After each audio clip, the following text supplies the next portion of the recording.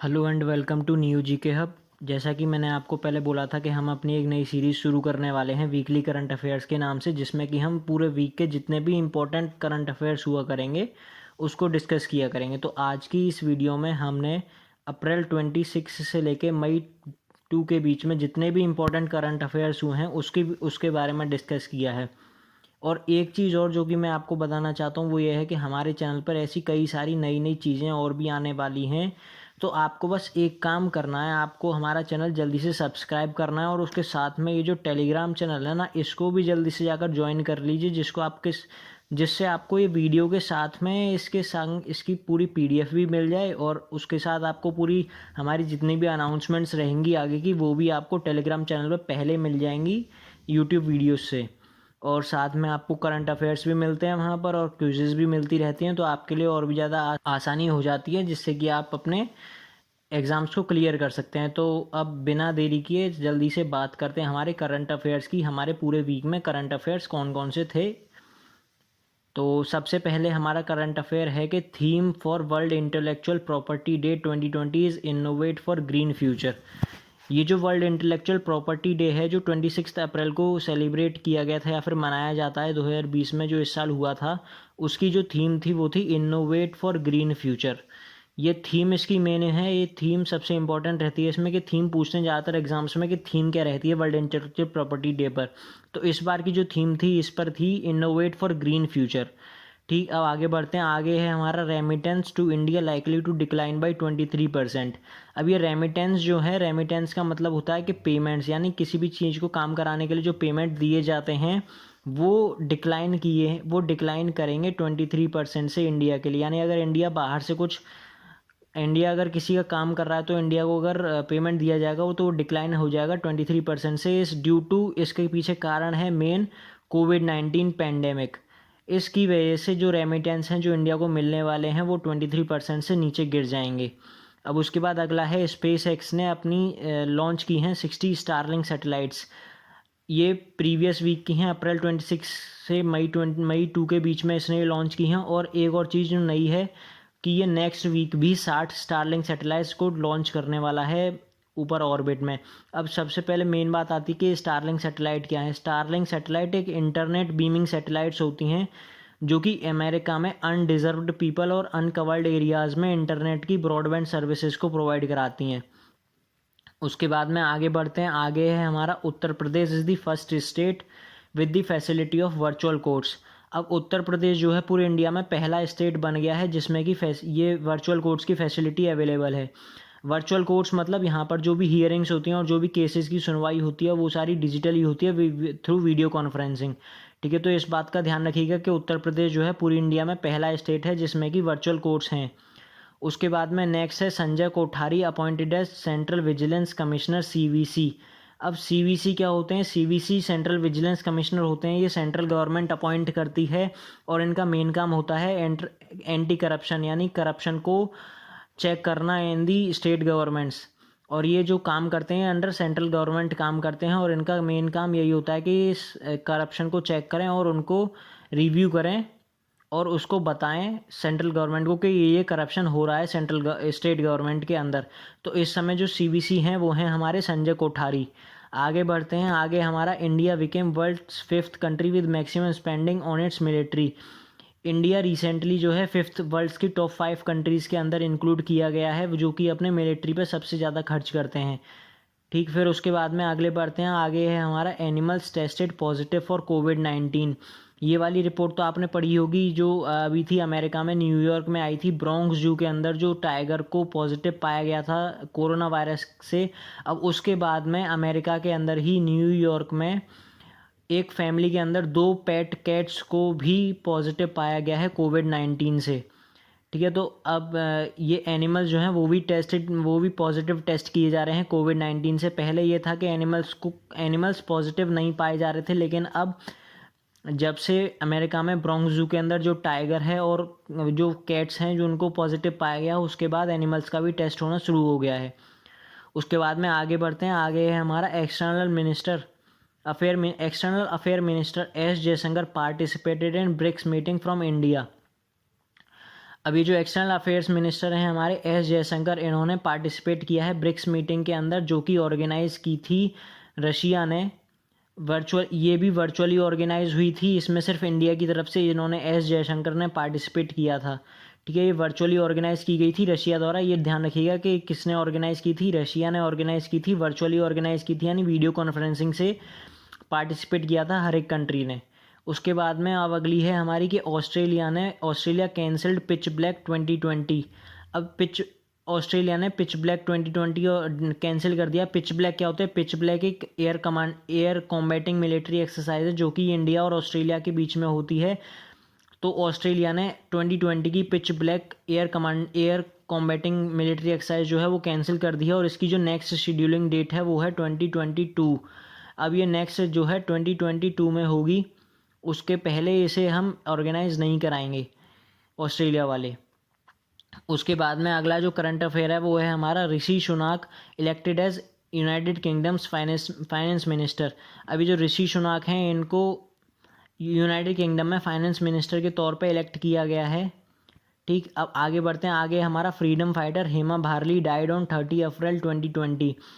हेमा भारली जो हैं freedom fighter हैं, और ये और इन्हें पद्मश्री भी मिला हुआ है। इस बात का ध्यान रखिएगा, इन्होंने वुमेन्स के लिए भी काफ़ी काम किया हुआ है, और इनका जो निधन है वो हो गया है 30 अप्रैल 2020 को।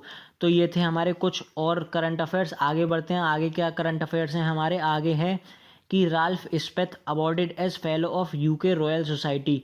अभी जो राल्फ स्पेथ हैं वो टाटा मोटर्स के सीईओ हैं, और जैगुआर लैंड रोवर के सीईओ हैं। इन्हें यूके रॉयल सोसाइटी का फेलो अवार्ड किया गया है, और इनको इस वजह से अवार्ड किया गया है यूके रॉयल सोसाइटी के फेलो की तरफ से, क्योंकि इनके साइंस के पीछे काफ़ी सारे काम हैं। मतलब इन्हें डिस्टिंग्विश्ड काम की वजह से इन्हें यूके रॉयल सोसाइटी में एक फेलो के तौर पे अवार्ड किया गया है। उसके बाद में हम आगे बढ़ते हैं। आगे है Sania Mirza nominated for Fed Cup heart award. अब ये सानिया मिर्ज़ा जो हैं वो इंडिया की तरफ से पहली वुमेन हैं जो कि नॉमिनेट की गई हैं फेड कप हर्ट अवार्ड के लिए। और फेड कप हर्ट अवार्ड जो है वो ध्यान रखिएगा, वो सिर्फ वुमेन्स को मिलता है और मेंस को नहीं दिया जाता। उसके बाद में आगे है हमारा IIT Madras professor T Pradeep has been chosen for Nikkei Asia prize award for water purification. अब आईआईटी मद्रास के जो प्रोफेसर हैं टी प्रदीप, उनको निकेई एशिया प्राइज अवार्ड के लिए चूज़ किया गया है, और इनको इसलिए चूज़ किया है वाटर प्योरिफिकेशन के लिए इनको चूज़ किया गया है निकेई एशिया प्राइज अवार्ड के लिए। उसके बाद में आगे बढ़ते हैं। आगे है हमारा Kerala government deploys Karmi bot robot to serve कोविड-19 पेशेंट्स। केरला गवर्नमेंट ने एक रोबोट बनाया है, कर्मी बोट उसका नाम दिया है, जो कि कोविड-19 पेशेंट्स को सर्व करेगा उनके हॉस्पिटल्स में, जिससे कि कोविड-19 पेंडेमिक को स्प्रेड करने से रोका जा सके। उसके बाद में आगे बढ़ते हैं। आगे हमारा NASA Hubble space telescope has completed 30 years in orbit. अब नासा का जो हबल स्पेस टेलीस्कोप है उसने 30 साल पूरे कर लिए हैं अपने ऑर्बिट के अंदर, और ये जो टेलीस्कोप है वो स्पेस से जो अर्थ की इमेजेस हैं उनको भेजता है नासा के लिए। तो इसने जो है अपने पूरे 30 साल पूरे कर लिए हैं ऑर्बिट में। उसके बाद में आगे जो है हमारा आगे है King George medical university KGMU became first government hospital to successfully launch plasma therapy. अभी जो किंग जॉर्ज मेडिकल यूनिवर्सिटी है वो यूपी के अंदर लखनऊ में एक मेडिकल कॉलेज है। अब ये जो है पहला गवर्नमेंट हॉस्पिटल बन गया है जिसने कि प्लाज्मा थेरेपी को सक्सेसफुली लॉन्च कर दिया है पूरे इंडिया के अंदर कोविड-19 से लड़ने के लिए। आगे बढ़ते हैं। आगे हमारा Saudi Arabia terminates death penalty for minor crimes.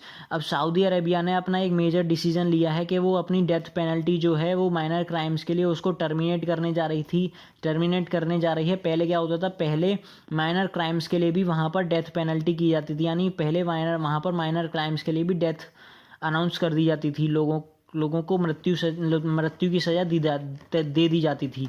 लेकिन अब उन्होंने उसे टर्मिनेट कर दिया है। उसके बाद में आगे बढ़ते हैं। आगे हमारा MP गवर्नमेंट लॉन्च जीवन शक्ति योजना फॉर वुमेन।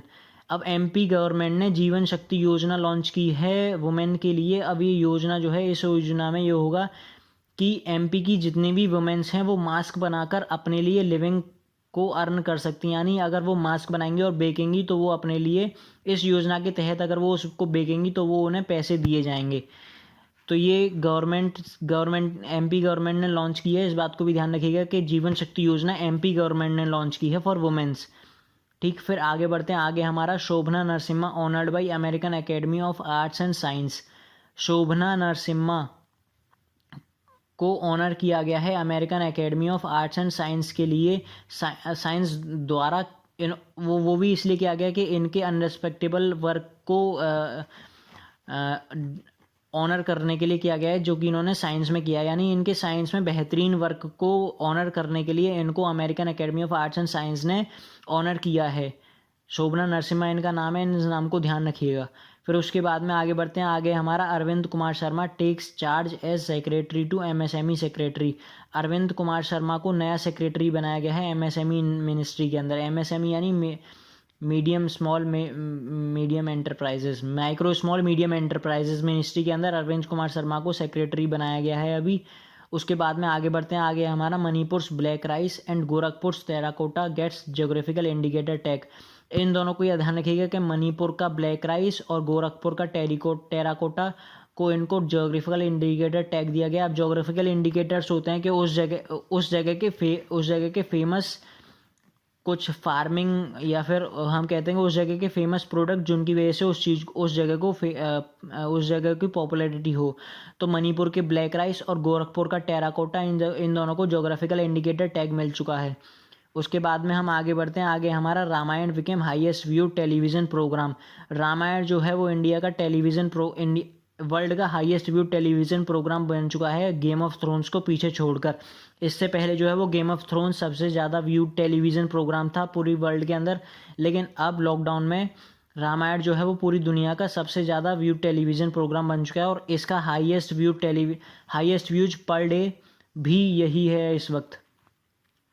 इसके बाद में आगे बढ़ते हैं। आगे हमारा FIFA launch we will win campaign to pay tribute to health workers. FIFA ने यानी फुटबॉल एसोसिएशन ने we will win campaign launch किया है, किसको ट्रिब्यूट पे करने के लिए, हेल्थ वर्कर्स को ट्रिब्यूट पे करने के लिए। इसको ध्यान रखिएगा कि फीफा ने कौन सा कैंपेन लॉन्च किया था, वो था वी विल विल कैंपेन।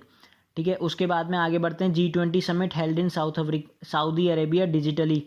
अब G20 समिट जो है वो सऊदी अरेबिया में हेल्ड हुई थी और डिजिटली हेल्ड हुई है। इसका मतलब है कि जितने भी समिट हैं वहाँ पर वो हुई थी वीडियो कॉन्फ्रेंसिंग के द्वारा, या इसमें जो जितने भी कंट्रीज़ ने पार्टिसिपेट किया था वो उन्होंने वीडियो कॉन्फ्रेंसिंग से पार्टिसिपेट किया था। और इसका जो मेन कॉन्सेप्ट था वो था कि जो कोविड-19 को स्पेशल टूल्स हैं उनको एक्सेलरेट करने के लिए वहाँ पर कई सारी चीज़ें दी गई थी। ठीक है, इस बात को ध्यान रखिएगा कि सऊदी अरेबिया में G20 समिट में क्या हुआ था, जो कोविड-19 से लड़ने के लिए स्पेशल टूल्स थे उनको एक्सेलरेट करने के लिए चीज़ें दी गई थी। उसके बाद में आगे बढ़ते हैं। आगे हमारा है Shiksha Sharma appointed as adviser of Google Pay India. अब गूगल पे इंडिया की नई एडवाइज़र जो हैं वो हैं शिक्षा शर्मा। इस चीज़ को ध्यान रखिएगा कि रिसेंटली अपॉइंट हुई हैं शिक्षा शर्मा, जो हैं रिसेंटली अपॉइंट हुई हैं adviser of Google Pay India.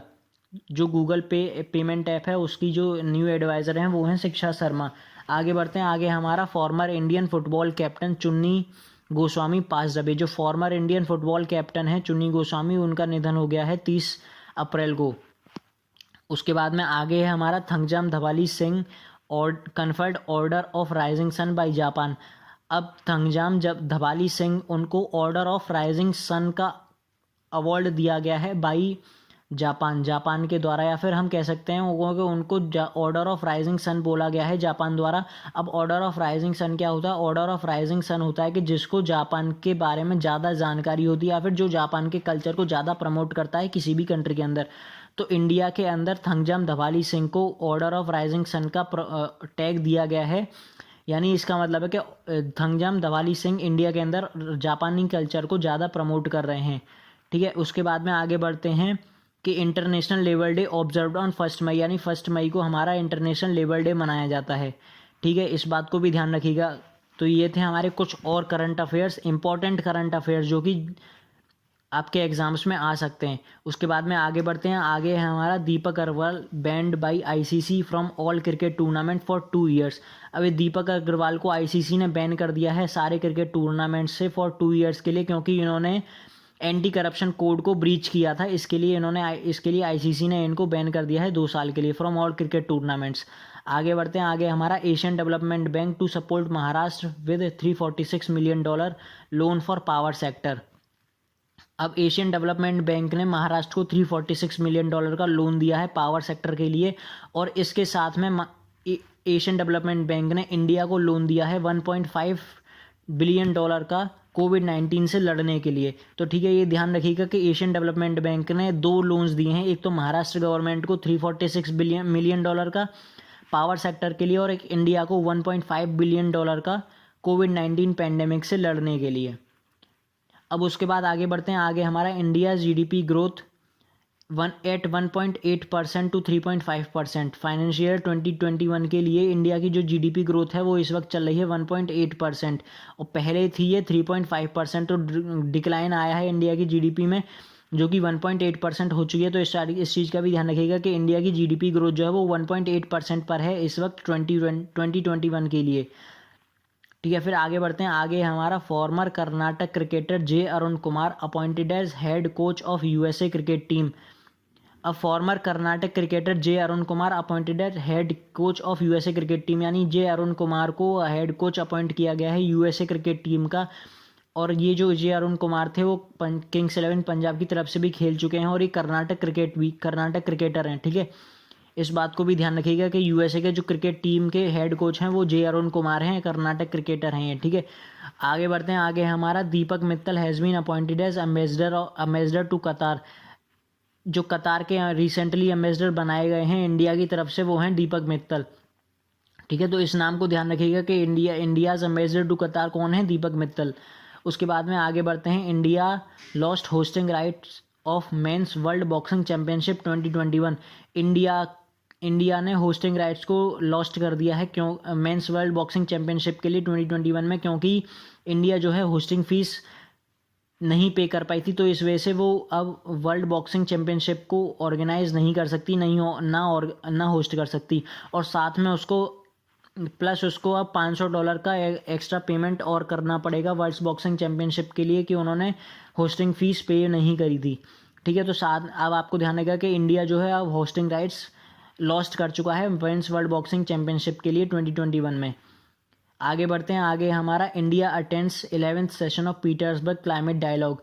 India ने अटेंड किया है 11th सेशन किसका, पीटर्सबर्ग क्लाइमेट डायलॉग का, जिसमें कि क्लाइमेट चेंज के ऊपर बात हुई थी, और ये भी वीडियो कॉन्फ्रेंसिंग से हुआ था। इस बात को भी ध्यान रखिएगा, और ये जर्मनी ने ऑर्गेनाइज किया था। ठीक है, जर्मनी ने ऑर्गेनाइज किया था, इस बात को भी ध्यान रखिएगा कि जर्मनी ने ऑर्गेनाइज किया था ये। आगे बढ़ते हैं, आगे हमारा 2 legendary actors Irrfan Khan and Rishi Kapoor passed away due to cancer.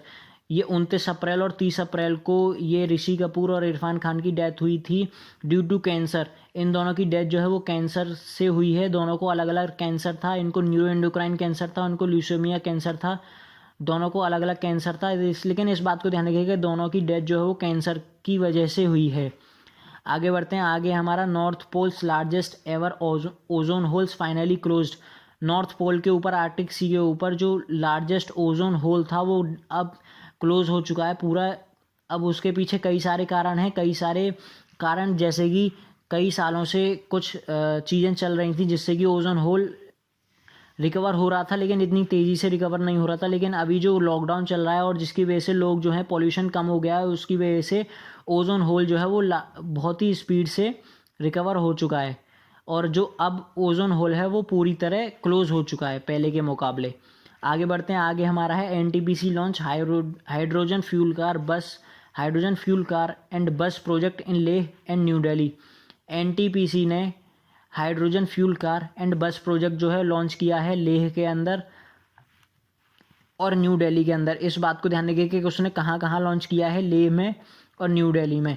ठीक है, इन दोनों जगह के नाम याद रखिएगा, लेह और न्यू दिल्ली। और क्या लॉन्च किया है उसने, हाइड्रोजन फ्यूल कार और बस प्रोजेक्ट लॉन्च किया है किसके अंदर, लेह और न्यू दिल्ली के अंदर। ये इन्होंने इसलिए लॉन्च किया है कि ये एनवायरनमेंट को बचा सकें, और पोल्यूशन ना हो ज़्यादा, ठीक है। तो इस बात को ध्यान रखिएगा कि एनटीपीसी ने हाइड्रोजन फ्यूल कार और बस प्रोजेक्ट को लॉन्च किया है लेह और न्यू दिल्ली के अंदर। आगे बढ़ते हैं, आगे हमारा Assam government launched new scheme Dhanvantari. Assam government ने न्यू स्कीम धनवंतरी लॉन्च की है, ठीक है। That's all for this video. I hope कि आपको वीडियो अच्छी लगी होगी और करंट अफेयर्स आपको याद हो जाएंगे। और इसी के साथ मैं इस वीडियो को ख़त्म करता हूँ, और जाते ख़त्म करने से पहले मैं आपको बता दूं कि आप टेलीग्राम चैनल पर हमको ज़रूर ज्वाइन कर लें, जिससे कि आपको इस वीडियो के साथ में ये पीडीएफ ज़रूर मिलती रहें। इस वीडियो के साथ में अगर आप इस पीडीएफ से भी पढ़ेंगे तो आपको और अच्छे से याद हो जाएगा, और साथ में आपको वहाँ पर और भी सारी चीज़ें मिलती हैं, करंट अफेयर्स भी मिल जाते हैं, और भी बाकी और अनाउंसमेंट भी देते रहते हैं हम वहाँ पर। बाकी की अपनी जितनी भी अनाउंसमेंट्स होती हैं सबसे पहले हम वहीं पर देते हैं, और क्विज़ेज़ भी मिलती रहती हैं, जिससे कि आपको क्वेश्चन पेपर्स भी मिलते रहते हैं। तो उससे आपको ही आसानी होगी, आप एग्ज़ाम्स क्लियर कर सकेंगे आसानी से। तो बस यही चीज़ मैं बता रहा था कि आप हमें टेलीग्राम चैनल पर जाकर जल्दी से ज्वाइन कर लीजिए, और साथ में हमारा चैनल तो ज़रूर सब्सक्राइब कर लीजिए।